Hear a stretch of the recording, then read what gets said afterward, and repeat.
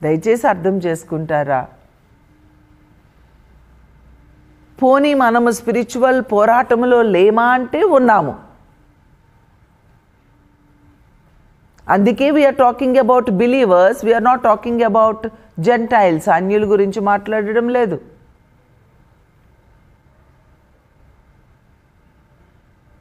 ఆత్మలో ఉన్నామనుకున్న అన్యుల గురించి మాట్లాడుతున్నాం. క్రైస్తవులలోనే క్రైస్తవ అన్యాయములో ఉన్న వారి గురించి మాట్లాడుతున్నాం. అసలు మనమే ఒక మోడల్గా ఉండగలిగితే, మనమే పర్ఫెక్ట్గా ఉండగలిగితే అసలు ఈ పాటికి ఎంత దేవుని రాజ్యము విస్తరించేది, కట్టబడేది. భూషణం తాతగారు అనేవాళ్ళట, నీరు ఎక్కడ ఉంటే కప్పలు అక్కడ చేరతాయి. కప్పలు ఎందుకు చేరడం లేదు? నీరు లేదు కాబట్టి.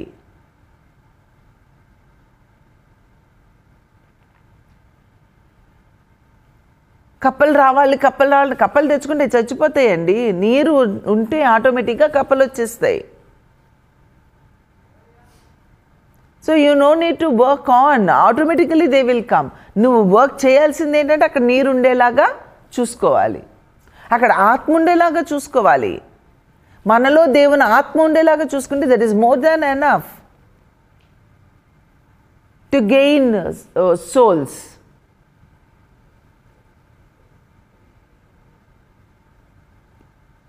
మనలో ఆత్మ ఉండదు, మన సొంత మాటలు మాట్లాడితే మనుషులు బ్రతుకులు మారవు. ఆత్మతో బోధించేవారు ఎవరైనా ఉండి వాళ్ళ ద్వారా మారుతూ ఉంటే నీకు అసూయ, ద్వేషము, ఈర్ష్య. ఎందుకు అంటే నిన్న చెప్పుకున్నట్లుగా ఒకే ఆత్మను నువ్వు బిలీవ్ చేయట్లేదు. సంఘము అంటే ఏంటో నీకు తెలియట్లేదు. సంఘములో ప్రతి వ్యక్తి కూడా నీకంటే ఒకరికంటే ఒకరు ఎక్కువగా ఉపయోగపడాలి అనే ఆ కాన్సెప్ట్లో నువ్వు ఇంకా రాలేదు. కనుక ఒకవేళ నాకంటే ఇక నా దగ్గర ఉండే బిలీవర్స్ కొంతమంది ఉంటారు, చాలా బాగా మాట్లాడతారు. వాళ్ళు చాలా బాగా మనుషుల్ని టక్మని అలాగ పట్టేసుకుంటారు. I always encourage them. అరే పాప, నువ్వు భలే మాట్లాడుతావురా, నాకు అలా మాట్లాడడం రాదు. మనుషులు ఇట్లే నీకు ఆకర్షించబడతారు, నాకు అలా ఆకర్షించబడరు. నువ్వు దేవుని సేవకు రావచ్చు కదా నాన్న, నువ్వు ఆత్మల సంపాదన కొరకు దేవుడు ఉపయోగించుకుంటాడు, నువ్వు దేవుని పనిలో ముందుకు రావచ్చు కదా నాన్న అని నేను ఎంతో మంది తమ్ముళ్ళని చెల్లెల్ని ఎంకరేజ్ చేసిన సందర్భాలు ఉన్నాయి ఇక్కడ బెంగళూరు చర్చిలో. నాకంటే ఎవరైనా ఇంకా ఎక్కువ వాడబడుతూ ఉంటే that is what I pray. ప్రభా, నన్ను వాళ్ళని నాకంటే ఎక్కువగా నువ్వు వాడుకుంటున్నందుకు నేనేం చేయాలి? సంతోషించాలి.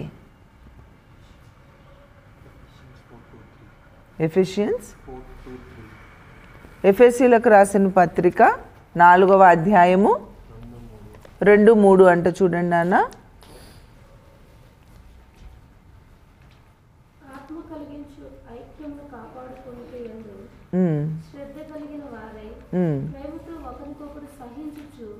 మీరు పిలువబడిన పిలుపునకు తగినట్లుగా దీర్ఘశాంతముతో కూడిన సంపూర్ణ వినయముతోను సాత్వికముతోను నడుచుకొనవలెనని ప్రభువును బట్టి ఖైదీనైన నేను మిమ్మును మాల్కొనుచున్నాను. శరీరం ఒక్కటే, ఆత్మయు ఒక్కడే. ఆ ప్రకారమే మీ పిలుపు విషయమై ఒక్కటే నిరీక్షణ యుండుటకు పిలువబడిద్దరు.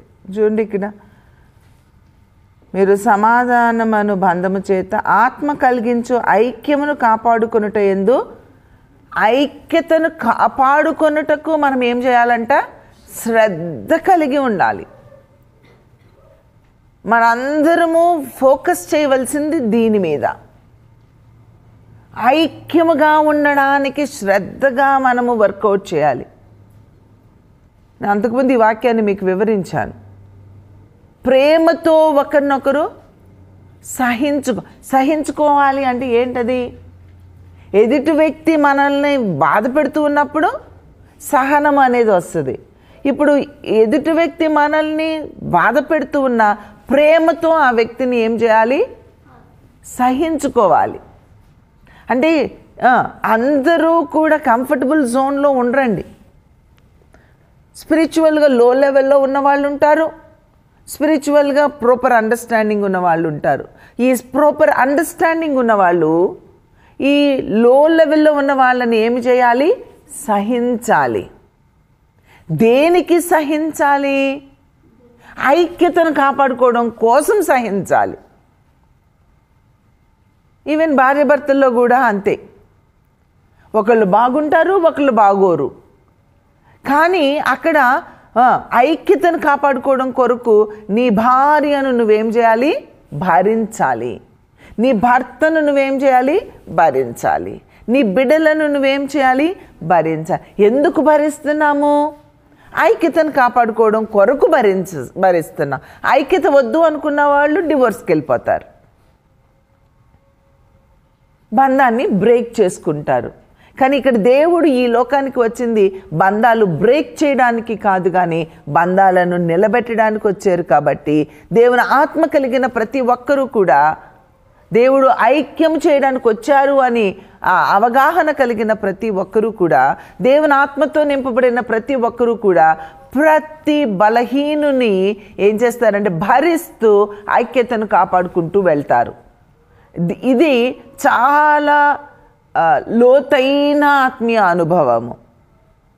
ఇట్టి అనుభవము మనము కలిగి ఉండాలి అని మనందరము శ్రద్ధగా దాని మీద ఏమి చేయాలట? పని చేయాలట. మనకంటే వేరే వాళ్ళు ఒక ఆత్మతో నింపబడిన నా సంఘంలోనే నాకంటే నా బిలీవరే ఎక్కువగా దేవుని కొరకు ఉపయోగపడుతూ ఉన్నా ఐ షుడ్ ప్రైజ్ గాడ్. ప్రభా, ఈ బిడ్డని సండే స్కూల్ మినిస్ట్రీలో, మా దగ్గర బ్లెస్సినా ఉంది, సండే స్కూల్ మినిస్ట్రీలో చక్కగా బలంగా ఉపయోగపడుతూ ఉంటుంది. నేను సండే స్కూల్ చెప్తూ ఉంటే పేరెంట్స్ అందరూ అంటారు, అరే మీరు మన సండే స్కూల్లో సినిమాల గురించి చెప్పారంటండి, చెప్తే మా పిల్లలు ఇంటికి వచ్చి సినిమాలు పెట్టొద్దు, రుతాంటి చెప్పారు, కల్పన కథల వైపు తిరగొద్దు. ఆ చిన్న పిల్లోడండి, చాలా చిన్న పిల్లోడు, అప్పుడు యూకేజీ చదువుతున్నాడు, లాస్ట్ ఇయర్. యూకేజీ పిల్లోడు ఇంటికి వెళ్ళి మామూలుగా పిల్లలకి పెట్టే మంచి భక్తి కలిగిన కుటుంబం, మామూలుగా పిల్లలకి పెట్టే ఉంటాయి కదా ఆ స్టోరీస్ పెడితే టీవీలో, అప్పుడు ఆ చిన్నోడుకు పెడితే ఈ పెద్దోడు అంటున్నాడంట, మమ్మీ రూత్ ఆంటీ చెప్పారు కల్పనా కథలు అంటే, మన ఎక్స్ప్లెనేషను, నేనేం ఎక్స్ప్లెయిన్ చేసానో అది ఎక్స్ప్లెయిన్ చేస్తున్నాడు. అంటే ఏంటంటే రియల్ కానివి మమ్మీ, ఫేక్ అన్నీ, అది స్టోరీసు, అది రియల్ కానివి అన్నీ కూడా కల్పన కథలు అంట మమ్మీ, అవి పెట్టొద్దు మమ్మీ అని పిల్లలు అంతా అట్రాక్ట్ అయిపోతూ ఉంటారు. మాట్లాడుతూ ఉంటే చిన్న పిల్లలు ఇలా చూస్తూ ఉంటారు సండే స్కూల్ చెప్తుంటే, వాళ్ళని చూసే నాకు ముచ్చట అనిపిస్తూ ఉంటుంది. ఎంత బాగా రెస్పాండ్ అవుతారు, ఇంటికి వెళ్ళి వాళ్ళ పేరెంట్స్ని అసలు చావగొడేస్తారు అనమాట. అలాగా చెప్తాను నేను సండే స్కూల్ చెప్పేటప్పుడు. అయితే నా దగ్గర బ్లెస్సినా వచ్చింది, ఆ పాపకు ట్రైన్ చేసి కూర్చొని వింటూ ఉండేది, చూస్తూ ఉండేది. ఇప్పుడు ఆ పాప చెప్తుంటే కూడా పేరెంట్స్ వచ్చి బ్లెస్సినా భలే చెప్తుందండి, భలే చెప్తుందండి, భలే చెప్తుందండి అని చెప్పి పేరెంట్స్ నాకు చెప్తున్నప్పుడు నాకు కుళ్ళు రావాలా లేకపోతే నాకు సంతోషం కలగాలా? చెప్పండి. నాకంటే ఇప్పుడు రూత్ ఆంటీ అంటలేదు, వీళ్ళు బ్లెస్సినక్క అంటున్నారు, ఇక నుంచి నేనే సండే స్కూల్కి వెళ్తా. లేకపోతే ఈ జయశ్రీ చెప్తే అంత పెద్దగా అట్రాక్ట్ అవ్వరు కాబట్టి జయశ్రీని పంపిస్తా, అప్పుడు నాకు పేరు ఉంటుంది, జయశ్రీ ఏమో సండే స్కూల్ నడుపుతుంది అనుకున్నాను అనుకో, ఎట్లుంటుంది? దేవుని రాజ్యం కడుతున్నామండి మనం. నేను ఆ పాప విషయం సంతోషించా, దేవా ఒక మంచి బిడ్డని నాకు ఇచ్చావు.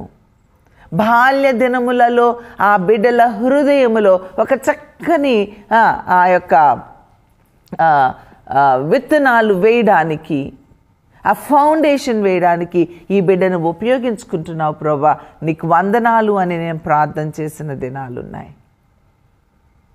మనకంటే నేను ఎప్పుడు మా బిడ్డలకి మీకు చెప్తూ ఉంటాను కదా, నాకంటే మీరు మరి గొప్పగా బ్రతకాలి, మరి గొప్ప కార్యాలు దేవుని కొరకు చేయాలి.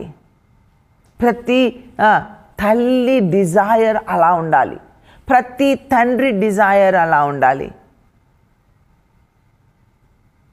నేను అలా కూర్చుంటే వెనకాల నా బిడ్డలు ఇక్కడ మీరు నా దగ్గరుండి పెరిగి పెద్దయి, లేదా నా విశ్వాసులు ఒక చక్కని ప్రసంగం, క్రీస్తు పోలికలో నడుచుకుంటూ ఒక చక్కని ప్రసంగం చేస్తే, ఒక చక్కని పాట పాడితే, ఒక చక్కని మాట మాట్లాడితే, అప్పుడు నా హృదయంలో నేనేమి చేయాలి? ఉల్లసించాలి. అలా చూసి అబ్బా యేసయ్యా ఇప్పుడు నేను చచ్చిపోయినా పర్లేదు, నా బిడ్డల్ని నేను తయారు చేయగలిగా, నీ రాజ్యాన్ని కట్టుకో అయ్యా. నేను ఒక్కదాన్నే పోతున్నా, కానీ ఇదిగో నేను 25 మందిని నీకోసం నాకులాగా తయారు చేసి ఇచ్చేసి వెళ్ళిపోతున్నాను యేసయ్యా నీకోసం అని చెప్పి వెళ్ళిపోతే ఈ జీవితం ఎంత ధాన్యమైపోతుందండి. నేను సాయక్స్లో ఉన్నప్పుడు నాకు ఇంగ్లీష్ బాగా రాదు, చదువుతాను రాస్తాను, కానీ మాట్లాడడం వచ్చేది కాదు. అప్పుడు మా అకాడమిక్ డీన్ వైఫ్ సుమతి అక్క ఉండేవాళ్ళు, ఆమె లైబ్రరీలో నుంచి చిన్నపిల్లల స్టోరీ బుక్ ఒకటి తీసుకొచ్చి ఇచ్చారు. ఆ స్టోరీ బుక్ పేరైతే నాకు గుర్తులేదు, కానీ అది చదువుతా, ఇంగ్లీష్లో ఉంది, అది చదువుతూ ఉండేదాన్ని. ఆ స్టోరీలో ఒక ఇన్సిడెంట్ ఏంటంటే, వాళ్ళు పందుల్ని పెంచుకుంటూ ఉంటారు. ఆ ప్రాంతంలో పందులను కూడా చక్కగా పెంచుకొని వాళ్ళు తింటూ ఉంటారు కాబట్టి అలాగ చక్కగా అన్ని యానిమల్స్ ఫామ్ లాగుంది, అన్ని యానిమల్స్ ఉన్నాయి, చక్కగా పెంచుకుంటూ ఉంటారు. అయితే ఒక పందికి పిల్లలు పుడతాయి. ఆ ఇంట్లో చిన్న పాపకి ఆ పంది పిల్లని అలవాటు చేసుకుంది. అదేమో చాలా దీనికి అలవాటు అయిపోయింది. అలవాటు అయిపోయిన తర్వాత రోజు దాని దగ్గరికి వెళ్తాం, దాంతో ఆడుకోవడం, చిన్న బేబీగా ఉన్నప్పుడు ఇంటికి తెచ్చుకోవడం, వాళ్ళ అమ్మా నాన్నకి తెలియకుండా బ్యాగ్లో పెట్టుకుని స్కూల్కి కూడా వెళ్ళి ఆ డ్రెస్ లోపల పెట్టేసేసుకొని ఆ బ్యాగ్ ఇలా అడ్డు పెట్టుకొని వాళ్ళ అమ్మకి బయ చెప్పి వెళ్ళిపోయేది. స్కూల్ డ్రావర్లో పెట్టి దానికి పెట్టి పాల బాటిల్ పెట్టుకెళ్ళి ఆ పాల బాటిల్ తిప్పుతా దానికి పెడతా ఉండేది. అది కొంచెం పెద్ద అయ్యే కొద్ది కుయ్యి కుయ్యి అంటది కదా, అందరికీ తెలిసిపోద్ది. అలా పేరెంట్స్ కోప్పడతారు, ప్రిన్సిపల్ కోప్పడతారు, పేరెంట్స్ని పిలిచి పేరెంట్స్ ఈ పిల్లని తిడతారు. ఈ పందిని తీసుకెళ్ళి ఆ పిగ్లెట్ని అందులో వదిలేస్తారు.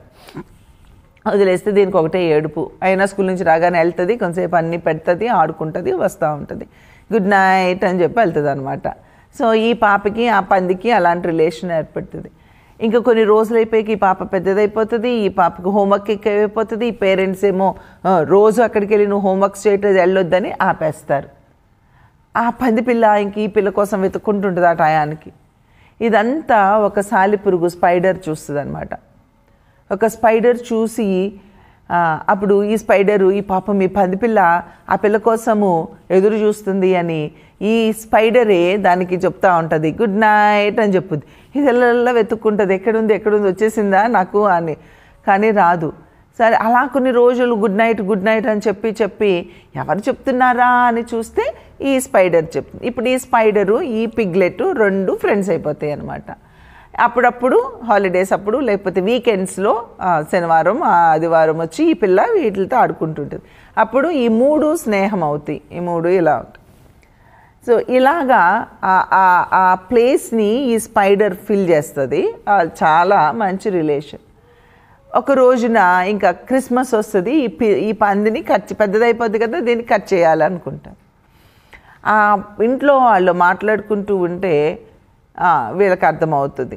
ఇది వచ్చి ఆ పందితో మాట్లాడుతూ ఉంటే ఈ స్పైడర్ అర్థం చేసుకొని ఈ స్పైడర్ ఎట్లయినా ఈ పందిని సేవ్ చేయాలి అని చెప్పి ఆ స్పైడర్ వెబ్ అల్లుతుంది కదా, సాలిగూడే.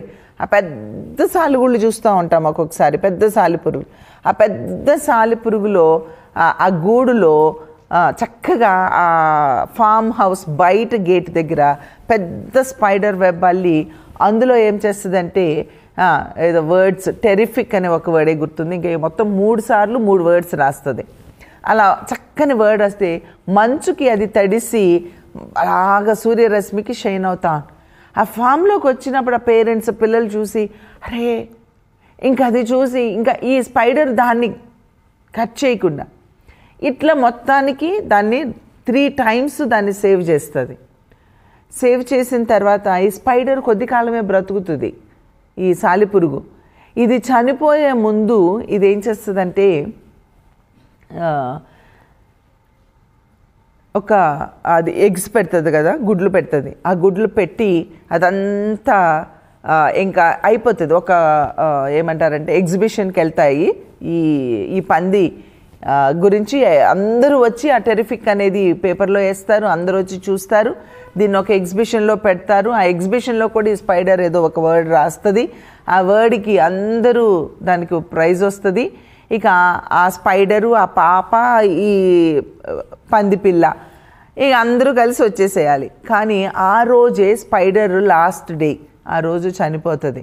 అప్పుడు స్పైడర్ ఏం చేస్తుందంటే పిగ్ దగ్గరికి వెళ్ళి ఆ గుడ్లు పెట్టినటువంటి ఆ గూడును తీసుకెళ్ళి దానికి ఇచ్చి అప్పుడు చెప్తుంది, ఓకే ఇది నీ దగ్గర ఉంచుకో, ఇక్కడ నుండి నువ్వు వెళ్ళిపోతూ దీన్ని తీసుకెళ్ళడం మర్చిపోవద్దు, ఓకే నేను ఇంకా ఉండను కానీ నాలాంటివి నీకు చాలా ఉంటాయి అని చెప్పి ఆ యొక్క గుడ్లని ఆ పందికి ఇస్తుంది అనమాట. అప్పుడు అది వెళ్తూ దాన్ని జాగ్రత్తగా నోట్తో పెట్టుకొని దాని దగ్గర పెట్టుకొని తీసుకొని వెళ్తుంది. కొన్ని రోజులకి అవి హ్యాచ్ అయ్యి చాలా సాలిపురుగులు వచ్చేస్తాయి అన్నమాట. అలానే మనము చనిపోయే లోపు మనలాంటి సాలిపురుగుల్ని, రుతక్క చనిపోయేలోపు రుతక్క లాంటి పిల్లల్ని తయారు చేయాలి, రుతక్క లాంటి విశ్వాసుని తయారు చేయాలి. అక్క లాంటి కాదు, అక్కకు మించి ప్రభువును పోలిన వారిని.